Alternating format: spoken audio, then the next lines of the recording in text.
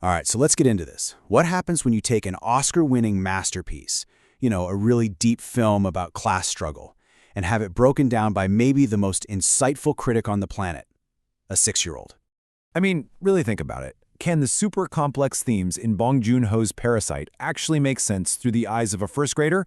Well, as we're about to find out, the answer is yes. And it's hilarious and honestly kind of profound. This quote from the source material just says it all, doesn't it? It tells you everything you need to know. We're in the hands of a critic who, let's just say, has some unshakable confidence and some very strong opinions. Okay, so let's meet our guide for this journey. Her name is Destiny Renee Calloway. She's 6 years old, she's from Georgia, and she watched a movie that she calls Parasites. Now, she thought it was going to be about bugs. She was a little off. Right from the get-go, Destiny just makes this movie her own thing.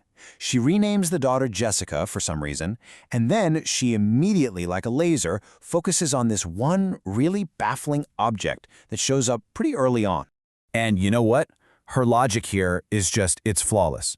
You have film scholars who see this deep metaphor for, aspiration and wealth. Destiny, she sees a confusing gift because, and she points this out with perfect, beautiful clarity, rocks are free. I mean, you can practically hear the sigh in this quote, right? She does not get it, but she just accepts the movie's rules with this, weary wisdom of someone who's seen it all. Okay, fine. I guess the rock matters. And just like that, poof, Destiny cuts right through all the complicated symbolism. She's made up her mind. This thing, for whatever reason, it's important. Moving on. All right, let's get to the main hustle in the film. You've got the Kim family, and they're pulling off this brilliant plan to get into the wealthy Park family's house. But for Destiny, this whole complex thing, it all boils down to one very, very specific problem. So here's how she lays out the whole plan. In her mind, it's not about deception or class warfare or anything like that. Nope, it's a simple 4-step process. And the most crucial step? Well, it involves peaches. And here it is, the absolute key to the whole operation. The entire plot hinges not on some made-up peach allergy, but on Destiny's own deeply personal, very real beef with peach texture.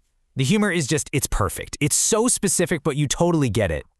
So here's the takeaway. Forget all the social commentary. The real villain of the first part of this movie is that unpleasant, kind of bumpy feeling of a peach. Case closed. But then, it's coming. The movie takes that famous dark turn.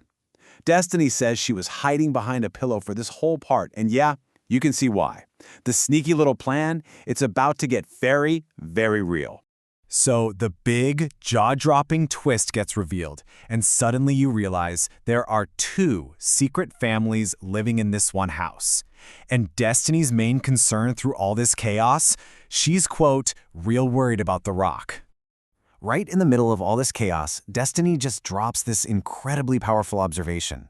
She completely cuts through all the scary stuff to this simple emotional truth about vulnerability that is just, wow, it's so perceptive, it's heartbreaking. So, after all the darkness and the hiding and the tragedy, Destiny gives her final verdict on the whole thing. And you know what? It's not about capitalism or inequality. It's way, way simpler than that. And there it is, the beautifully simple solution to the entire movie. I mean, why go through all that trouble when the rich family could have just shared one of their extra rooms? It's literally a rule they teach you in school. Sharing stops problems. This just sums it all up so perfectly, doesn't it? You've got film theorists seeing the architecture as a metaphor for class structure. And then you have Destiny, who sees cool grass stairs that she wants for her own yard. And honestly, she's not wrong. And that kind of leaves us with this final thought, right? Maybe, in our endless search for these really complex answers, we just completely overlook the simple, profound truths that a 6-year-old just gets instinctively. Maybe sharing really does stop problems.